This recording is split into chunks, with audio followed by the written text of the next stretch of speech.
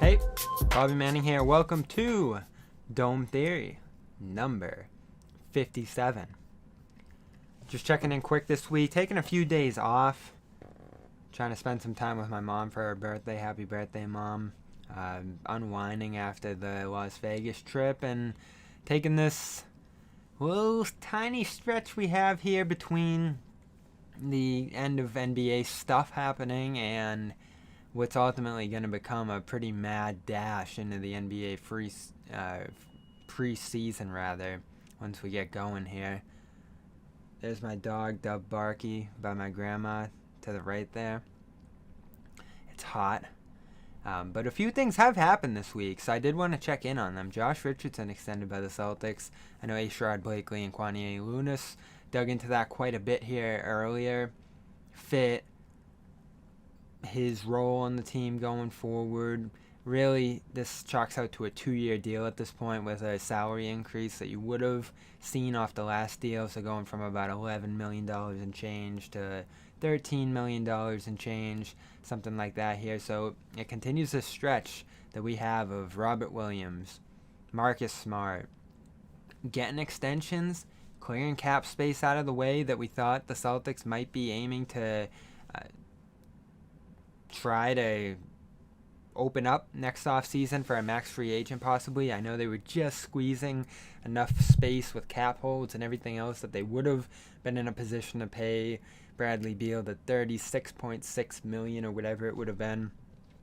So I want to try to encapsulate quickly before we get our interview today why the Celtics went the other direction and took that cap space off the table, recommitted to some players here. Richardson, most stunning of them all. I mean, we haven't seen him with this team. We don't know if he fits. He's declined for 2 previous years here, playing with other stars and Ben Simmons and Luka Doncic most recently. Not getting the ball time in those spots and probably not getting significant ball time as a point guard in this setting either here in Boston. So why commit another year, salary, tax, all that stuff, and credit to the Celtics. This is going to knock them into the tax once again next year if they do retain this core, even though it isn't necessarily a championship core. Unless they decide to knock off that Horford money, but that's another discussion. Al Horford's only partially guaranteed for next season, so that is a direction they could go if they don't end up liking this core and they want to squeeze under the tax. That's something they can do. But more likely, what we're going to see happen here is the Celtics try to position themselves as flexible as possible for a trade while maintaining competitiveness on the floor through defense. And we can talk over on the Garden Report about what this team's going to look like, starting lineups, all that stuff. But just in terms of the numbers on this team now, they're in a much better position with medium-sized contracts going into next summer and even throughout the course of this year, and have TPEs on top of it to add more medium-sized salaries if they want to do a bunch of different stuff here. So they can go deeper into the tax this year using any portion of the $17 million that they got back for Evan Fournier. I would have loved for them to keep Fournier.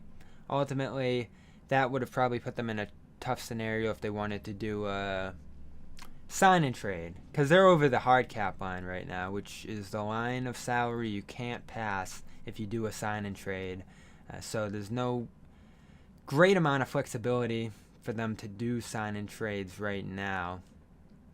And there wouldn't be any at all if Evan Fournier was here. Even though I think he's a great fit on this team, even though I think he'd push them closer to contention with the team that they have in place right now, they probably hope that some of these young players can do things that Fournier did with more opportunity, like Aaron Nesmith, Peyton Pritchard, those types. So that's why Fournier's not here in the math sense. And as we look at the table here, just over that hard cap line. So I know Coley, Mick, and others asked about Lauri Markkanen, who's still out there in a possible sign and trade scenario for the Celtics. Yes, Fournier's $17 million allows you to take on up to that much salary with Markkanen, but it still is a sign and trade if you take in a player through a TP, because TP isn't cap space, it's space to take on money in a trade without needing to match it. So you can take on as much as you want, but if you're doing a sign and trade and Markkanen's still a free agent, he hasn't been signed by the Bulls yet, that is not possible right now unless the Celtics send out $1 million pretty much, because they're at that hard cap line, so it'll pretty much match matchups that you need to send out $1 million for every $1 million that you pay Markkanen in this spot. So that's just probably not likely. What's more likely? Maybe you look at Markkanen if he stays in Chicago on short money in a mid-season type deal. I believe 3 months to the day that you sign a player, they can be traded, and this is going to come into play later, September, October, November. So you won't be looking at a Markkanen trade until November in the least. That's off the top of my head. I think it might be 3 months or December, some date there. Anyway, Markkanen probably off the table. Celtics probably done here in terms of this offseason, just looking at the situation and the roster position that they're in. They'll add a two-way guy. They'll add some training camp names. But overall, a pretty good offseason because you now have Robert Williams slotted in at, I think it's just under $12 million in the first year because of the incentives that we saw were announced in this deal. So Rob's going to have to play for about $5-6 million of this $54 million extension that he signed, which is fine. Puts a little bit of incentive in there, but you don't want to put too much incentive as we talk about this trade positioning, because I think non-guaranteed salary and incentives would qualify as that aren't good for trade matching. You can't use non-guaranteed money to match a trade. So Al Horford, for example, with that only $14 million guaranteed if the Celtics don't make the finals, only $14 million will go toward trade numbers rather than the $26 million that he's going to actually be owed next season if the Celtics keep him around, and any potential trades going forward. So that's where that Rob money lines up. For this year, Rob's not much of a trade help because when you extend a rookie off their rookie deal, you run into this poison pill provision, which effectively means the Celtics are sending out half of the extension money, so let's say $5-6 million in terms of matching, and any other team would be taking back his salary right now in terms of the matching mechanics here. $2 million or so is where Rob's at right now. Normally there's a bigger gap than that in a big time extension. You're normally either not going to sign a player to an extension, or it's going to be such a big upgrade off their salary right now that there's a huge gap between the poison pill total that you're sending out and the real contract that's coming back to the team in the final year of the rookie deal, like Rob's $2 million. This is only a $3 million difference, so that's probably something you could resolve this year if you are sending out Rob. But all in all, for a bunch of other reasons, you're probably not going to see Rob be traded this season. Going forward, as a $12 million player, and as a player who could potentially get better and better going forward here, you'd certainly be expecting teams to at least have some interest in Rob in a trade scenario for a couple different reasons, depending on who's going back. So that brings us to Richardson, his $13 million. There is no poison pill because he's not on a rookie deal. So he is still on $11 million right now and $13 million come the summer. Same with Smart. $14 million right now that he's extended. Next summer, he'll be $17 million. So you bump yourself up a little bit, and that's important here because this is what Jake Fisher, who was on Dome Theory about 3 weeks ago, said to me, and I do want to throw this in here because this is interesting. So I think, there's a general expectation right now that Bradley Beal will sign his Supermax extension next summer. I think it's a lot of money to turn down, 54. Mm-hmm. And, dating back to Anthony Davis' situation in New Orleans before he requested the trade.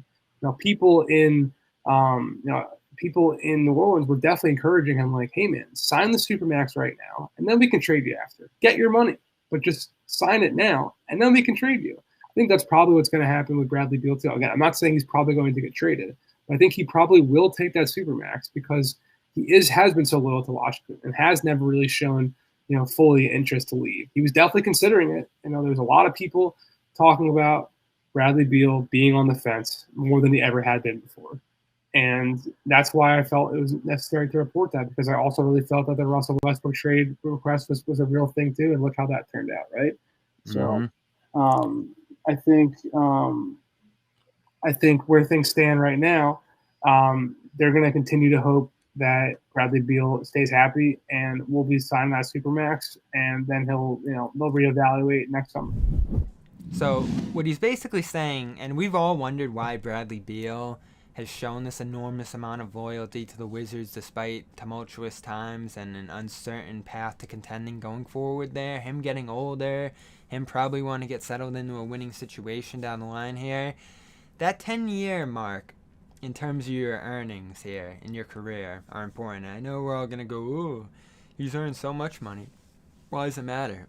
Because once you lock into a Supermax deal, which is what he's looking at as an all-NBA player who's reaching his 10th year in the league and has done it all with one team, the Wizards, you're able to make an astronomical amount of money, over $200 million.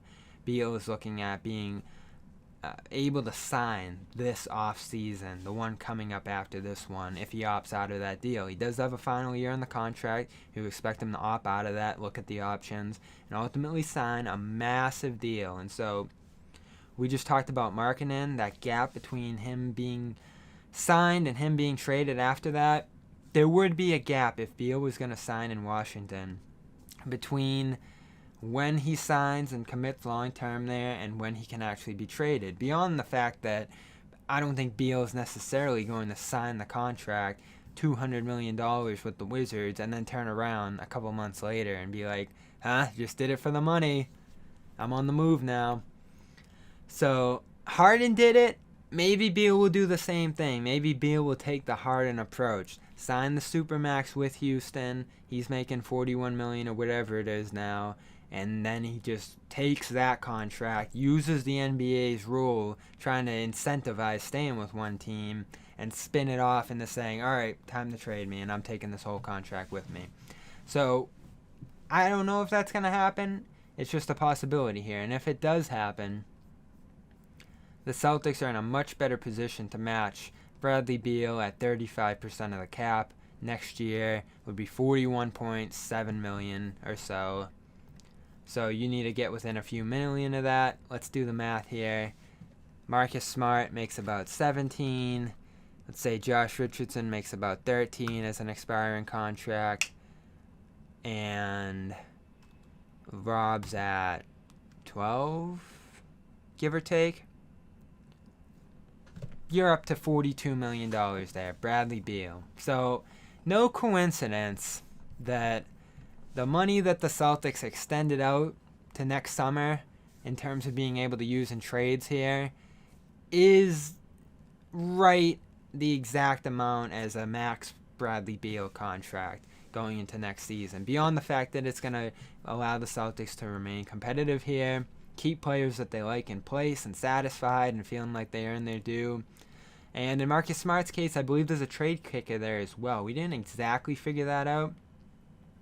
Shams originally reported that was in place. I haven't seen what that kicker would be. Of course, that would come in the trade considerations here too. Maybe the Wizards are able to kick back a contract they don't like in this kind of trade scenario down the line with them in Boston. We know, of course, that would be Davis Bertans. He was on this massive deal that pays him, I think, $17 million a year going forward. So maybe that's the little swap you make with this TP in the Evan Fournier sense here. But just to look at why the Celtics are doing what they're doing here, it doesn't mean that they're trading for Bradley Beal. It doesn't mean that this is all a ploy that they're lining up here. They just want to be in a position to do it if the opportunity comes. And in any other sense, they're keeping this core here and available if that's what they want to do. Keep this core together, bring it forward into the future, or if other medium-sized deals, these TPs come into play. Anyone want to dump a $9 million contract? You have that Tristan Thompson TP now. Any portion of a $17 million deal, or a guy that could help the Celtics at next deadline, that's available now to them through this Evan Fournier TP. So you keep kicking it down the line here. You take more expiring money possibly. I like a guy like Thad Young in San Antonio if San Antonio doesn't get it together this year. They did that little sign and trade with Chicago there. So that's something I like. And that's sort of where the Celtics stand going into this season. Richardson extension, more bookkeeping to me than saying we love this guy. And really, all these deals are as much bookkeeping as it is we love these guys, we love the Celtics core, and we're committing to it long term. So there you have it. It's late August. We're going to do a little interview here in a sec. I got Las Vegas leftovers still spilling out here. Sam Hauser profile on Boston Sports Journal is out. I'll send that out in our newsletter as a bit of a preview for anybody who wants to check out my writing over at Boston Sports Journal. It is, of course, behind a paywall, as all their stuff is over there. And you should subscribe, but if you want to try it, I'll send it out in this Bobcast newsletter that I know many of you have signed up for. And if you're not, I believe it's thebobcast.substack.com. We have a Patreon going into next season as well. If you want to support the Celtics coverage over here, this podcast, and more. We will have more guests lined up for some live shows in the next couple of weeks. This one you're watching now is pre-recorded today. So stay tuned for who's going to be coming up here on the show. Today it is Elijah Hughes, who I covered at Syracuse, who played out at NBA Summer League and had a great run out there. I think his final stat line with Utah, and he was kind of the man with Utah, who they were developing, who they were projecting to be part of what they're doing out there in Utah. And man, as we get into this, just to be vulnerable for a second here, the worst feeling, and this happened twice to me out at Summer League, leaving a question on the table, a really good question, is one of the worst feelings you can have in journalism, and that sticks with you, and that is going to have me back toward writing my stuff out, having that on hand, making sure that I have this stuff that I want to ask ready to go and available when I'm asking a guy questions. Because this wasn't, I'm not going to act like this is the most genius question in the world, but I wanted to see what it was like for Hughes to go up against Rudy Gobert, Donovan Mitchell, the best defense in the NBA, frankly, across every position, getting inside, battling outside on the perimeter to score. He has to do that every day at practice during the year. So I want to know what that was like. I forgot it. So that's one of the questions that should have been in here that wasn't, and that's the kind of thing that sticks with you and hopefully will make me better here. And then it happened again with Tremont Waters. I feel like this was a can't miss question here for him. He's been in contact with Kemba Walker since he left the Celtics. I want to know, how's Tremont feel? How does Kemba feel after that trade, being effectively dumped by the Celtics this offseason? That's more of a follow-up question, because I didn't know he's been talking to Kemba going into it. That's something he says in there. Boom, let's get that one. So there's sort of two sides when you're interviewing. You want to have stuff lined up and prepared, but you also want to be on your toes in case you hear something that makes you think, all right, let's shift this in this direction and forget about my stupid Josh Christopher mentoring question that really didn't matter all that much for what I was writing. So just a few things on my mind out of Las Vegas. Elijah's, I think, 10-minute interview here or so is going to cap. All right, so first off, what's the experience been like out here for you? Because you're not a rookie, but it's kind of like you're a rookie in that, like, it's your first Vegas experience. It's been cool. It's just, at the end of the day, it's just basketball. So I'm just happy I'm playing again, happy that, I'm getting minutes and I'm enjoying it. We're winning games. So it's just been fun, a lot of fun. Have you been to Vegas before? What's the city experience been like for you so far? Yeah, I was here before when I was younger. And it's been, like I said, it's been fun. We've been here for about a week now. It's been a lot of fun. It's very, very hot, but we're just enjoying it, making the most of it. So I know you've talked a little bit about you and Trent kind of being together through this whole ride so far, and now this is like your first opportunity to kind of run a team together at this level. How have you two gone about that? I know you both kind of have your own individual goals, but just in terms of leading the team night in and night out here, how have you guys worked on that together? We had all of us, all the guys on the team who didn't really play. we've kind of all been going through it together, and it's been difficult at times, but we're just, like I said, trying to make the most of it, learn as much as we can, and then try to put it all into play now in summer league. Now we got the chance to play. So looking back on your rookie year, first of all, how do you like Utah? How do you like living there? What was that experience like for you? Living out west for the first time, and what was like your biggest takeaway from your rookie year in terms of the experience you had? Utah is different. It's really different. It's always a different place, but I like it. It's very calm, peaceful, quiet. And then my rookie year was just kind of just sitting back and being a sponge. Understanding that there's still a lot for me to learn. Understanding that there's still so much I can learn, and just sitting back and being a sponge is huge for me. What were some of the things you learned? I know you've kind of taken, the big thing you've talked about out here is being a ball mover, kind of adjusting into that role. But like, what are some of the other things you've learned? Coach Quinn is a very specific person. He likes things done in a specific way, and I just learned his offensive schemes and defensive schemes. And being around 3 All-Stars, 6 Man of the Year, Defense Player of the Year, I got so much knowledge just taken from all that. So I know you've always been very connected to your community back there in Beacon, and you're doing a camp at the end of the month and all that stuff. You got to go back there a couple of times during the year, and obviously the off season here. You were a pretty popular guy there at Syracuse. Now, like, have you noticed a difference even in the way people interact with you, and like what it's like to go back there since you're in the NBA now? Not really. Like, it's home at the end of the day. I can walk outside with my slides on, pajamas on. It's home. I'm comfortable. So, I guess not. It's just everyone, it's all love. It's just the same. So. All right. And what are you hoping to get out of this camp you're doing at the end of the month here? Do you already got a bunch of people signing up and getting excited about it? Yeah, there's a bunch of people that signed up. I'm really excited for it. I'm kind of nervous.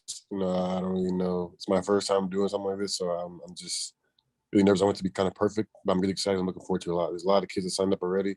It's going to be a really, really good event.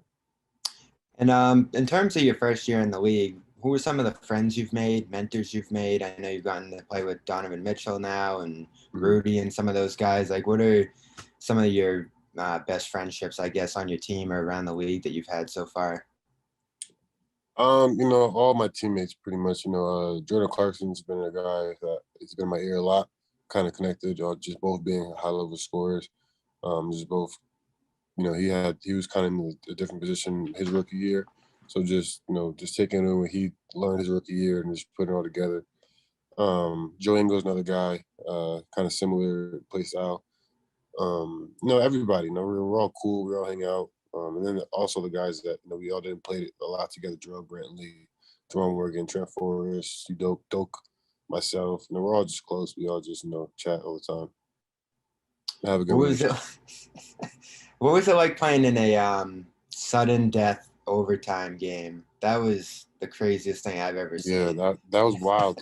It kind of reminded me of the Elam ending with the TBT. Yeah. It was fun though. It was really competitive. It was fun. It was a lot of fun. What's like what's like the game plan going into one of the like what is like coach telling you right before you start the first thing coach kept saying is make sure you win the tip. Just win the tip. Uh-huh. If we can get the first possession, we can get fouls first, we can have a chance to win the game first. So just coach kept saying is win the tip. Yeah, and then when so Trent was at the free throw line, right? And he missed the first one. Yeah. And then I think someone on the Mavs kind of got in his face, and him and Doe kind of got into it a little bit there, and then he drained the second one. Like, what was going on there? It was just, high stakes. We're really competitive. Everyone has really competitive people, so we just got a little chippy, but that's just how it is. That's the game of basketball. In terms of Syracuse, who's kind of reached out? I don't know, former teammates and coaches there throughout your rookie year. What's like the communication been like with your old Syracuse people since you got to the league here? Are they kind of texting you every game night and watching your things like to every game? I know they're keeping up as much as they can. I know they're busy people as well with recruiting and playing and working out and all that kind of stuff. I know that they definitely keep up when they can. And the same with me. I keep up when I can as much as I can. I talk to Red quite often. GMAC quite often, Griff, all those guys, Buddy, Joe, even Marek. Me and Marek were staying in good contact. So it's all love. Like I said, I bleed orange forever. What's Marek up to next year? Do you know? I don't know. I'm not really sure what you got going on. All right. And what do you think of the year they had? It was kind of a weird year, and then they got deep Right. into March out there. All the games had no fans. Right. Yeah. And a lot of guys kind of moved on. So Buddy and guys like that were taking over the team. Mm-hmm. I think they made a really good run. They made it to what, Sweet 16 or Yep. Elite 8. Sweet 16. I Yeah. don't know, whatever. That's Sweet 16, and they lost to a Final Four team. So they made a really, really good run, surprised a lot of people, and that's what Syracuse is known to do, especially in March. And what was it like being around a playoff run in the NBA? With the run that Utah had there. Right. It was fun. It was intense. Playoff basketball it's a different level of basketball I've never seen before. It's high level. You got to kind of be there's just such a small room for error in the playoffs. You got to be locked in at all times. Every single possession matters, offense and defense, and the intensity is just, like I said, a level I've never seen before. And who? Last question I got is who's kind of stuck out in summer league to you so far? I know you probably don't get to watch a ton of the games other than yours, but are the other opponents on your team so far? Like, what are some of the performances that have stuck out to you so far? And what do you feel you've gotten out of it so far? Well, I think from what I've seen, and just being around him all year, I think Trent Forrest, like I've been saying all summer league, has been like a flower. From the day we came in together to where he is now, he's just grown so much. He's gotten better. Each practice, each 3-on-3, 4-on-4, and now he's coming out together in summer league. So I'm really happy for him. He's really getting better. He's a really, really good point guard. He's a really good point guard. So just seeing him grow, and there's so much room for him to get better as well. And what's kind of your goal for year 2 in the NBA? Again, it's all about just getting better each and every day. And if that means I'm getting on the court, I'm getting on the court. If that means I still have to sit back and learn and just take it all in, then that's what it means. So just get better. If it's whatever it is, just to get better and learn and put it all into play. All right, Eli. Thanks so much. Good luck the Thank rest you. of the way out here. And Appreciate it. Talk to you soon, man. Appreciate it. Have a good one. Part 2. We're just a few days from September. I know this was always a nerve-wracking time of year for me. I think I talked in last week's episode about Blonde coming out about 4 years ago and how important that was for me transitioning to school, doing what I needed to do those first couple of weeks, and dealing with some topics of homesickness and uncertainty and just anxiousness around starting something new, whether it's a school year, new school, new job, something I'm going to be looking to do. I mean, this year I'm kind of settled in what I'm doing right now in terms of some CLNS stuff, some freelance writing, so there's not as big of a transition for me, but I do know if I ever end up moving or starting a new full-time job, that's going to be another feeling that comes up, and that's one of the toughest feelings ever. I was reading Giannis by Miran Fader, almost done with it, had her on a couple weeks ago here on Dome Theory, and one of the interesting chapters, there's a lot of good stuff in there. I love when he eats chicken in Greece and during a time where and then comes to America and tries like a chicken sandwich at McDonald's or Wendy's or who knows where it was, and both times he's like, this is the best meal ever. And I can just imagine Giannis saying it in his accent there. There's a lot of great vivid description in this book, but one of the things it talks about, and this might be something that people brush over, is when he comes to the U.S., is playing for the Bucks the first time, his family's still trying to come over from Greece, and there's about almost a full NBA season where he is in the U.S. in Milwaukee completely alone. And there's a feeling and emptiness that Miran tries to describe in there that I remember very well from that time, early in 2016, especially with everything that was going on, where every day it was kind of hard to wake up and get going and do what you need to do. And then if I did what I needed to do that morning, I would just kind of come back and lay down because, I don't know, there was just sort of this fog over me. There was such a feeling of longing for family being around you, friends, familiarity. And when it's so far in the distance, when it's so far in the past, even just a couple weeks at that point was how I was feeling. It can feel like you're never going to get it back. And I just wanted to take a look back on that time. And I know there's probably some people listening who are starting another school year or just going through some change. This is kind of like a season of change. And this time of year, I always do look back on those transition points in my life around September. You know, going to a new school, going to college. I know 3 years ago I was moving to Spain. There actually, oddly enough, was such a excitement for that and a rapid movement around that time, going from place to place. Once we did touch down, we just hopped right on a bus, moved to one city, moved to the next city. There wasn't really a lot of time to be alone and wallow in those feelings, or just be still and nervous and anxious because you were just moving from one thing to the next. Now, there was nervousness, there was anxiousness around that time. I remember the feeling in my stomach during those bus rides between different cities in Spain when I first got out there, and then especially when we got back to Madrid after we took about a week off, or a week traveling around the south of the country there. That lead up to figuring out who my roommate was going to be for that year, and where I was going to be living in the city, who was going to be my host mom. That was all stuff that brought about some very anxious feelings, but it happened in a much faster way, and it was also organized that actually didn't leave time for some of the feelings that I talked about there. Whereas when you're moving into school and kind of had some opportunities to be on your own and have a ton of free time, that was kind of hard to allocate and utilize in a way that circumvented those feelings. And it really is hard to like put a name to it or describe it, but I think you kind of know what I mean. If you are someone who's gone through changes, traveling, moving, starting new jobs, things like that. So it is that kind of time of year.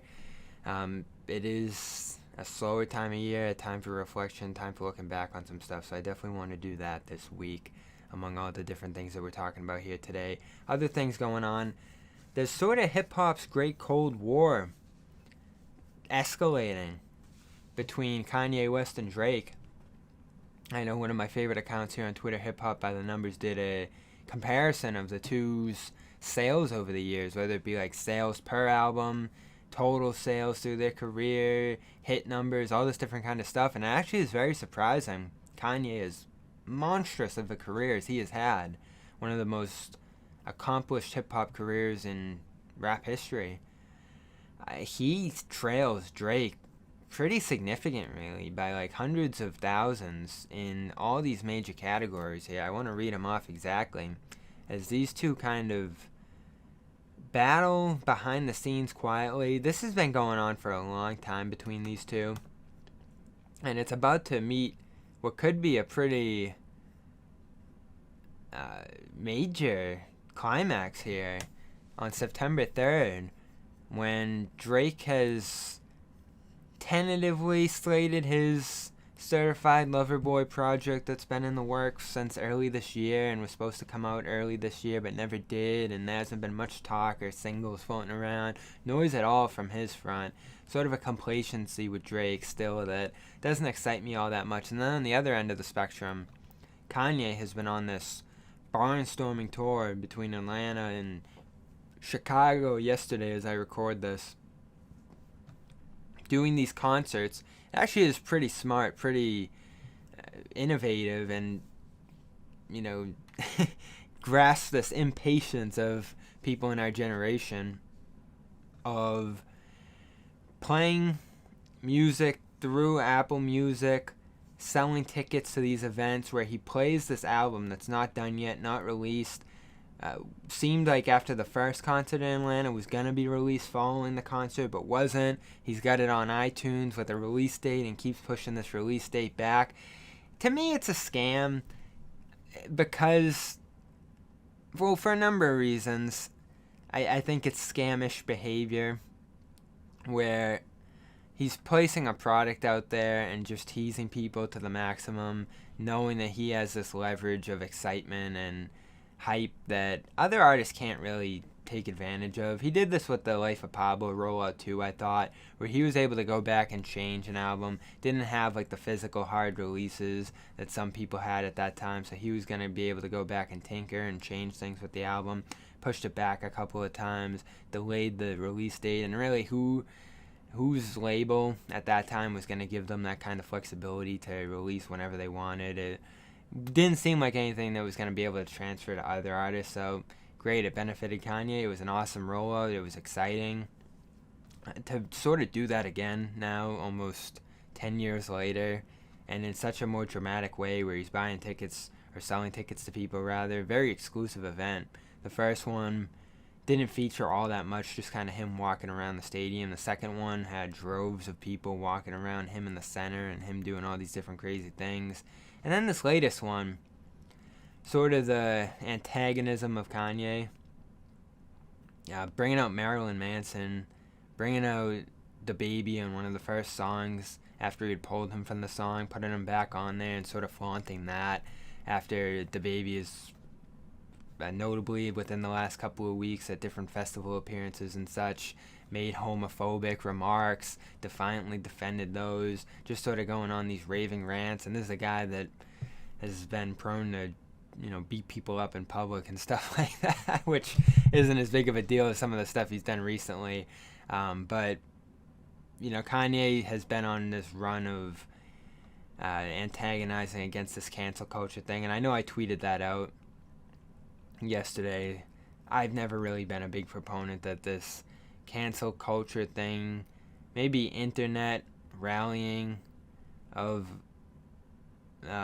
blowback against what people say or do, finding things on the internet and such, those may be more new phenomenons than what I see is sort of just age-old criticism, or maybe just market decisions against people's values. Those things have existed for a long time in my mind, and I don't know, I think certain people have just sort of encapsulated this in the scary phrase, or this boogeyman that could come and get you too. If you've done things in the past or made mistakes, again, I think there's a scale of punishment and a scale of retribution here, whether it be a Harvey Weinstein or a Bill Cosby, paying for sins of their past, crimes of their past, frankly, and maybe getting some blowback for something you said at a concert that people probably will forget in a year or two from now, after you face some criticism and need to make some amends afterward. I don't think there's anything wrong with culpability or consequences for your actions. I think that's an age-old phenomenon, but it's sort of been rebranded as something that's scary and new and undertaken by, I don't know, young people, minorities, I don't know. But anyway, this is Kanye rallying against it at this latest show, this latest performance, by bringing out Marilyn Manson, who obviously has been accused of sexual assault in a latest incident, spitting on someone, I think, is what ended up happening there. The baby obviously said some terrible things at a concert. So that was Kanye's statement, and Kanye obviously has been criticized for his support of Donald Trump and different things he has said over recent years. I remember his line on the Ye album, like railing against Me Too, someone else getting Me Too, Russell Simmons. There's that. Kanye is on his barnstorming tour. Drake is now lining up his album for September 3rd, and we get the news that Kanye, who I thought could have pushed this tour, this anticipation of the album, this event that comes out every week on Thursday night where he goes into a stadium, people get on Apple Music, people stream it, and people buy tickets to these shows, sort of a mega tour, because the music isn't out there, so the only way you can access this music in anticipation of it, see what's changed week by week, is by tuning in, buying those tickets, accessing these shows. Like, there's a greater sense of urgency to this tour than there is a tour after you release music that people can listen to, especially now in the streaming age, whenever they want.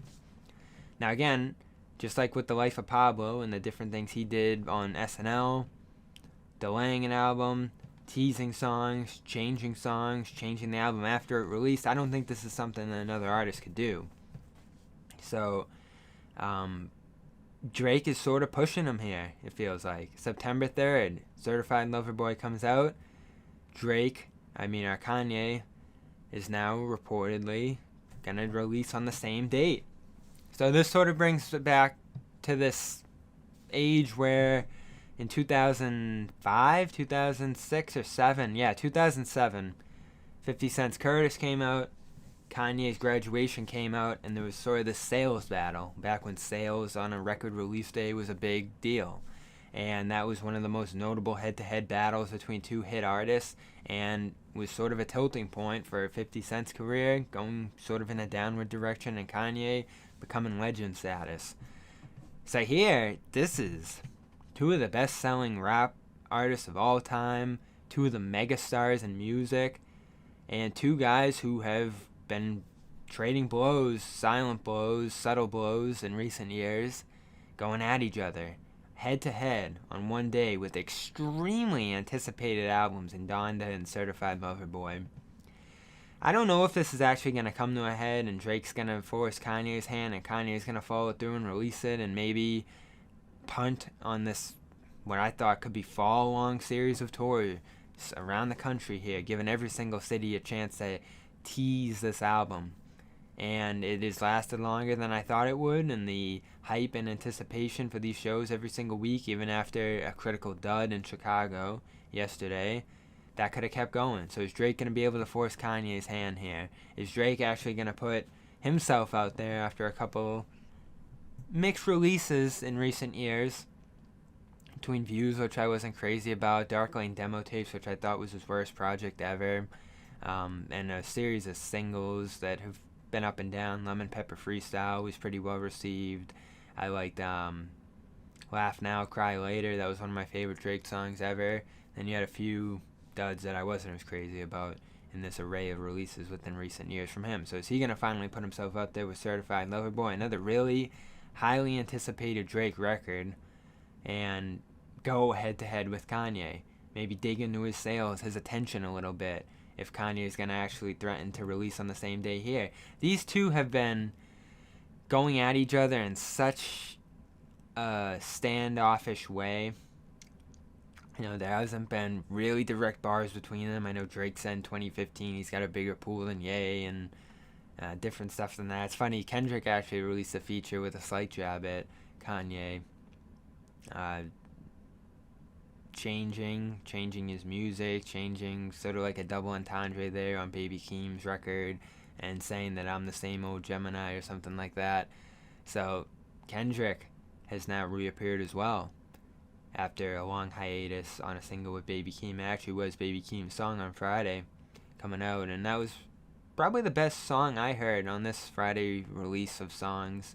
I didn't really listen to the Kanye stream. I'm sort of done with that. I'll see what the final product is when it finally comes out, and I don't really need to sit around for 3 hours on a Friday and watch Kanye dance around with an unfinished, unmastered record blasting through the arena and being rerouted through my phone on Apple Music. There were a couple of songs I liked. It definitely sounds like Donda could be a good album, and even though I wasn't crazy about Ye or Jesus is King, they were solid records. They just weren't that level of perfectionism, that attention to detail, and that mastery that we've heard from Kanye in the past. So that is exciting. I haven't been excited about Drake's release. I haven't been excited about this barnstorming tour that Kanye is on. But I am excited about this long 6-7 year Cold War between Drake and Kanye coming to a head with a same-day release a week from now. I'm not confident that's actually going to happen, but in terms of real moments to have hype and have cultural significance today in 2021, you better believe Kanye West and Drake going head-to-head with albums released on the same day is going to be a moment that we remember for a long time if it actually happens. But in a moment where both have been hesitant to release this album, on their own days, on their own time, I don't think they're going to be dictated by one another here. And I think another Friday will pass, another show by Kanye, and another promise by Drake for this album will come by without any release. Anyway, here's my chat with Elijah Hughes, Dome Theory. Subscribe on iTunes, Stitcher, Spotify, all those different platforms. Go check out my Sam Hauser story. Go check out my new BSJ column tomorrow on Saturday, as well as Celtics blog, CLNS Media. Stay tuned to the Garden Report. And I don't know, thinking about maybe making some Dome Theory hats.